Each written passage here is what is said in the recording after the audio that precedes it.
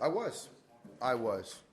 His last two turns been really good, and he was efficient. He was pounding the strike zone. Secondary really good, using all quadrants. So yeah, I was absolutely pulling for him, to complete it. But you get to a certain point, you want to make sure you win the game, and I didn't want him to have a sour taste, after that brilliant outing. Beyond the cutter, beyond the simplified windup, is there a larger explanation as to why he's had this sudden turnaround? No. I think the cut fastball is part of it. I still think, the fundamentals of, having fastball command, throwing his secondaries whenever he needed to get back into account, all that stuff, being efficient, putting the baseball on the ground. And I think that we talked about that his first 3 or 4 turns where there's a lot of fly balls. Today he got the grounders when he needed. So, Kenta really did a nice job. David, you let Kenta keep pitching after the 2-run home run there. I thought that was to give Kenley more time, maybe to get warm. But then you go with Grant after he gets the strikeout.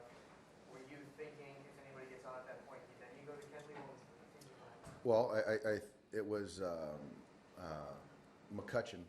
And so I felt that where Kenta was at, still throwing the ball well, and I felt he can get McCutchen. And at that point in time, it's not a safe situation, and I don't want to put Kenley in the game if we don't need to. So, yeah, he was getting loose.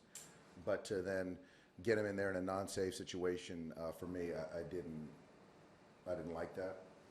And so I also then, you look at the next hitter, Polanco. Grant was obviously ready. And so, again, I like the matchup. Obviously, you like Kenley with any matchup, but it's not a safe situation. So, I think to still get into a major league game and have adrenaline intensity, if we can kind of, take a time where we don't need to, deploy him at a certain time, then we'll do that. And if somebody would have gone on in the ninth with Grant, then Kenley would have been in the game. Some of those defensive plays kind of leave you shaking your head in a good way. Yeah, it was kind of a weird night. Obviously seeing Chase over at first base, and a couple of the plays that he made, ball hits a bag, does the 360, makes the play, and another ball, goes under his glove. CT's there, and we were giving Chase a hard time that, Chase said that Chris Taylor called him off right there, so that's why the ball went under his glove. So no, it was a weird one, but you look at Cody with the homer, Yasmani still swinging a great bat. And to see Chase get untracked, there was a lot of good things in the defensive positioning, the plays defensively, and the series overall. Very good. Pitch Cody hit the location. It seems like something you don't see out of a lot of rookies. You don't. That's just the pure strength, the bat-to-ball skills, and you see him hit the ball 440 feet to the pool side, but to barrel it, to opposite homer. He's wiry, strong, and again, he put the barrel to it.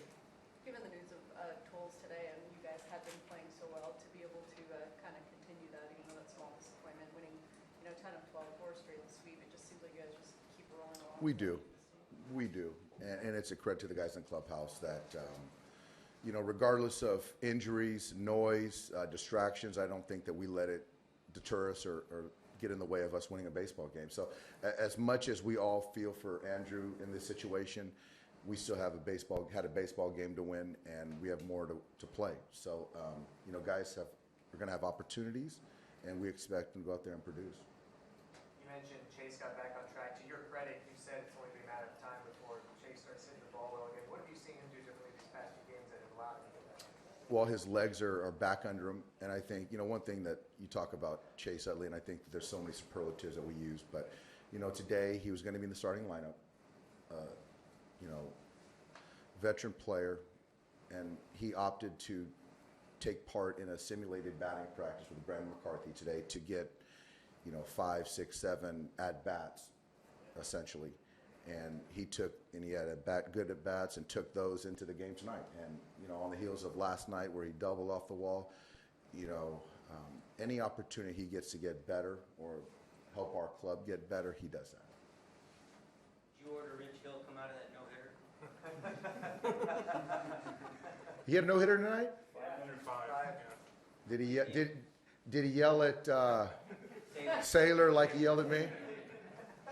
I knew he got through 5 and 69, 70 pitches, something like that. So that was good enough for me. I didn't know he had a no-hitter going. So I'm sure his conversation was a little bit more less lively than ours.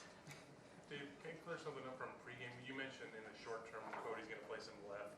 Is he also going to see time at first, like when you got like Franklin Gutierrez, you still want to mix it in the right? Is that He is, and I think that, you know, like some of our other players, a lot of our players give us versatility, and yeah, you'll see Cody at first, you know, kind of depending on how Adrian's progress comes, but I do obviously like him in left. I like him at first, and you know, with Franklin, his hip flexor, whatever we want to call it, is coming, but yeah, Denver's a big outfield. You know, you're at altitude, so.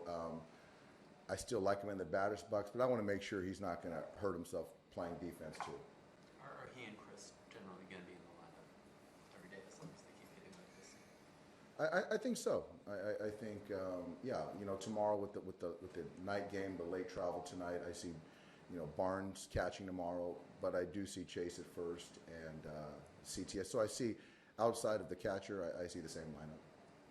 Do you know the corresponding move for tomorrow yet? Not yet.